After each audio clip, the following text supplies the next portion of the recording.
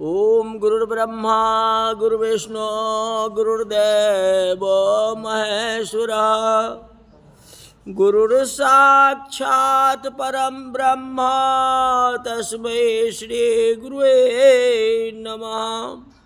आज की कथा कार्तिक में, कार्तिक मास का आज लिखूं 14वां अध्याय।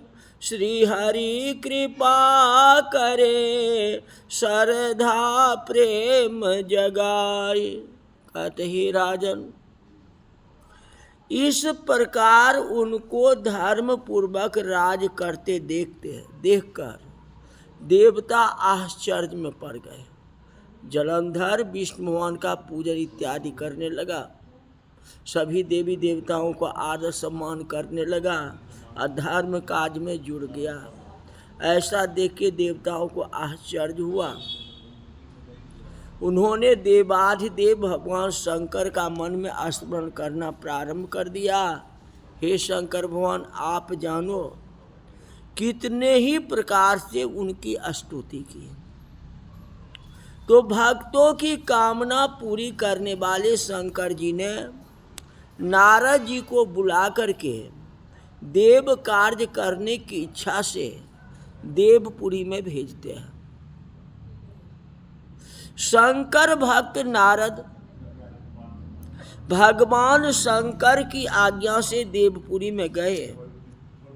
इंद्र आदि देवता व्याकुल हो शीघ्रता से उठ के नारद जी की स्तुति करने लगे। उत्कंठ भरी दृष्टि से सबने नारद जी की ओर देखा। अपने सब दुखों को कह के उन्हें नष्ट करने की प्रार्थना की। तो नारद जी ने कहा, मैं सब कुछ जानता हूँ, इसलिए अब मैं दैत्यराज जलंधर के पास जा रहा हूँ। ऐसा कह देवताओं को आश्वासन देके श्री नारद जी जलंधर की सभा में आए। जलंधर ने नारद जी के चरणों की पूजा करके हंसते हुए कहा कि हे ब्रह्म देवता, कहिए आप कहाँ से आ रहे हैं और कहाँ कहाँ पर आपने क्या क्या देखा और कैसे आए। मेरे योग जो सेवा हो उसके लिए मुझे आज्ञा दीजिए। तो जलंधर के इस प्रकार के वचन सुन के नारद जी प्रसन्न होके बोले कि हे दानवराज महाबुद्धिमान जलंधर, तुम धन्य हो, क्योंकि इस समय सब रत्न के भोक्ता एक तुम ही हो, दैत्यों में श्रेष्ठ। अब आप मेरे आगमन का कारण सुनो, जिसके लिए मैं आज यहाँ आया हूँ। कहते हे दैत्यराज, मैं स्वेच्छा से कैलाश पर्वत पर गया था, तो वहाँ 10,000 योजन में फैला कल्प वृक्ष के वन देखा। वहाँ पर मैंने सैकड़ों कामधेनु को घूमते हुए देखा और यह भी देखा कि वह वन चिंतामणि से प्रकाशित है, परम दिव्य अद्भुत और स्वर्णमय है। मैंने वहाँ पार्वती जी के साथ में शंकर भगवान को देखा, जो सर्वांग सुंदर गौरवर्ण त्रिनेत्र और मस्तक पर चंद्रमा धारण किए हुए। यह देख के मुझे बड़ा आश्चर्य हुआ कि इनके समान समृद्धिशाली त्रिलोक में कोई है ही नहीं। कहते ही दैतेंद्र, उसी समय मुझे तुम्हारी भी समृद्धि का याद हो गया और तुम्हारी समृद्धि, तुम्हारे धन को देखने के लिए हम यहाँ आए हैं। यह सुनकर के जलंधर को बहुत आश्चर्य हुआ और खुश हुए। आश्चर्य भी हुआ और खुश भी हुए। उसने नारद जी को अपनी सब धन दिखला दिया। उसे देख के देवताओं का कार्य करने के इच्छुक शिव प्रेरित नारद ने जलंधर की बड़ी प्रशंसा की। और कहा कि निश्चय ही तुम त्रिलोकपति होने योग्य थे, तुम्हारे लिए होना कोई विचित्र बात नहीं है। मैं देखता हूं कि तुम्हारे पास सब कुछ है, किसी वस्तु की कमी नहीं है, जहाँ तक कि ऐरावत हाथी, ऊंचे श्रवा घोड़ा, कल्प वृक्ष और कुबेर के निधि तुम्हारे पास है। मणियों और रत्नों के ढेर भी तुम्हारे पास हैं। ब्रह्मा जी का हंस युक्त विमान भी तुम्हारे पास है। द्युलोक, पाताल और पृथ्वी पर जितने भी रत्न हैं वह सब तुम्हारे पास है। मैं तुम्हारे इस प्रकार के रत्न ऐश्वर्य को देख के बड़ा प्रसन्न हूँ, परंतु तुम्हारे पास कोई स्त्री रत्न नहीं है। सब धन तो है, सब कुछ है, लेकिन स्त्री रत्न नहीं है, इसलिए सारे के सारे तुम्हारा जो है फीका है। तुम कोई स्त्री रत्न को ग्रहण करो। तो नारद जी के इस प्रकार के वचन सुन के दैत्य काम से व्याकुल हो गया। उसने नारद जी को प्रणाम करके पूछा कि ऐसी स्त्री कहाँ मिलेगी जो सब रत्न में श्रेष्ठ हो? यदि ऐसा रत्न कहीं मिले तो मुझे बतलाओ। तो देव ऋषि नारद बोले कि ऐसा रत्न तो कैलाश पर्वत पर योगी पुरुष शंकर भगवान के पास में है। उनकी सर्वांग सुंदर पत्नी देवी पार्वती बहुत ही मनोहर है। उनके समान सुंदरी मैंने आज तक नहीं देखा। शंकर जी से बढ़ के समृद्धवान दूसरा कोई नहीं है। उनके इस रत्न की सी महिमा तीनों लोक में कही गई है। तभी तो परम विरक्त आत्मा राम शंकर भी उनके बस में हो गए। देवर्षि नारद उद्दैत से ऐसा कह के अन्य कार्य करने के लिए वहाँ से चल दिए। तो श्री विष्णु भगवान की कृपा हो सब पर अपरंपार। कार्तिक मास का कपिल करे 15 माह विस्तार। सियावर राम जय जय राम। राजा पृथु ने नारद जी से पूछा कि हे नारद, तब दैत्यराज ने क्या किया, यह सब मुझे विस्तार से बताइए। तो नारद जी ने बताया कि उनके चले जाने पर जलंधर ने अपने राहु नाम के दूत को बुला के कैलाश पर्वत पर जाने की आज्ञा दी और कहा कि वहाँ पर एक जटाधारी शंभु नाम का योगी रहता है, उससे मेरा ऐश्वर्य कह के उनकी सर्वांग सुंदरी भामिनी को मेरे पास मांग लाओ।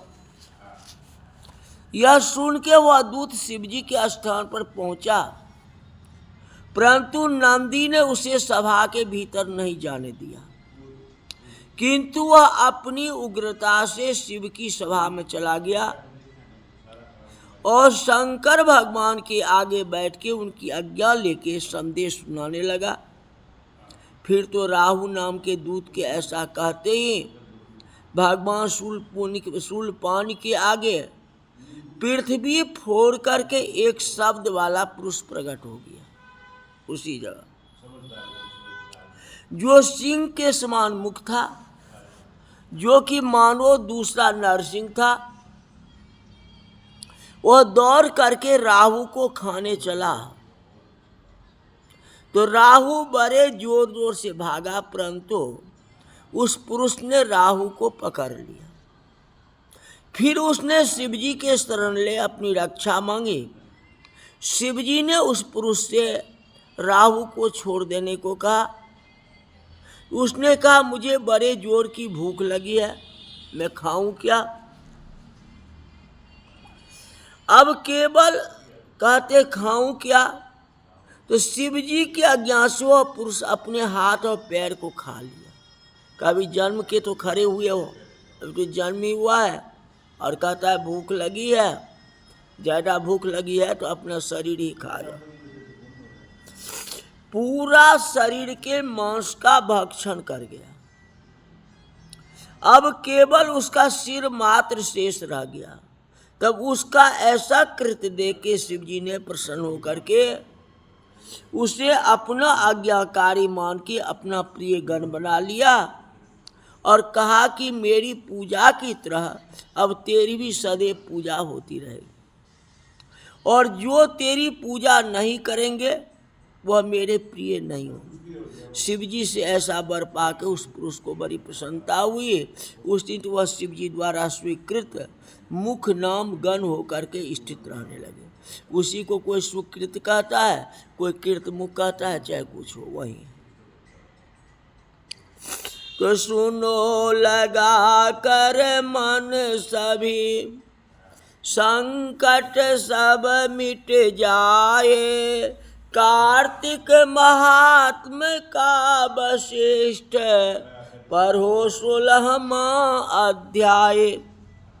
राजा पृथु ने कहा कि नारद जी, यह तो आपने महाप्रभु शंकर की बड़ी अद्भुत कथा सुनाई, अतः कृपा करके आप ये बताइए उसमें राहु उस पुरुष से छूट करके कहाँ गया। तो नारद जी ने कहा उस छूटने पर बर्बर नाम से विख्यात हो गया। मानो नया जन्म पाके उसने अपने आप को धन्य माना और धीरे धीरे जलंधर के पास गया। वहाँ उसने शंकर जी की चेष्टा कही। उसे सुन के दैत्यराज को बड़ा क्रोध आया। उसे सब दैत्य को सेना सजाने की आज्ञा दी। काल नेमी शुंभ निशुंभ आदि सब महाबली दैत्य तैयार होने लगे। एक से एक महाबली दैत्य करोड़ों की संख्या में निकल करके युद्ध के लिए तैयार हो गए। महाप्रतापी सिंधु पुत्र शिव जी से युद्ध के लिए निकल पड़ा। उनके आगे महर्षि शुक्राचार्य, छिन्नसार राहु। फिर तो उसी समय जलंधर का मुकुट खिसक के धरती पर आ गिरा। आकाश में मेघ छा गए, बड़े बड़े अपशगुन होने लगे। उधर इंद्र आदि से देवताओं ने एकत्र होकर कैलाश पर जाकर के शिव जी से सब वृत्तांत कहा और यह भी कहा कि आपने जलंधर से युद्ध करने के लिए जो भगवान विष्णु को भेजा था वह उनके वशवर्ती हो गए। लक्ष्मी से जलंधर के अधीन हो गए, उनके घर में निवास करते हैं। अब देवताओं को भी उनके वहाँ निवास करना पड़ रहा है। अब वह सागर पुत्र आपसे युद्ध करने को आ रहा है, अतः आप उसे मार करके हमारी रक्षा करें। देवताओं से यह सब कुछ सुन के शंकर जी ने भगवान विष्णु से पूछा कि ऋषिकेश, युद्ध में आपने जलंधर को संहार क्यों नहीं किया और बैकुंठ छोड़ के आप उसके घर कैसे रह गए। तो भगवान विष्णु ने हाथ जोड़ के शिव जी से कहा, उसे आपका अंशी और लक्ष्मी जी का भाई होने के कारण नहीं मारा। वह बड़ा ही वीर और देवताओं में अजय है। मैं सत्य कहता हूँ, उसे कोई भी नहीं मार सकता। उस पर लक्ष्मी ने मुग्ध होकर के और मैंने स्वयं उनके घर में रहने लगा, इसलिए मैं उसके घर में रहता हूँ।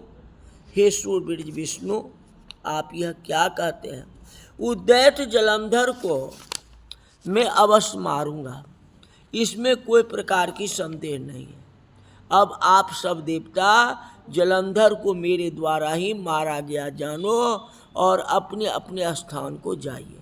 तब शंकर जी ने ऐसा कह के सभी देवताओं को अपने घर भेज दिए और शिव जी युद्ध करने के लिए चलेंगे। जो कथा कल बताएंगे, आज की कथा यही तक रही। वो शंकर भगवान की जय।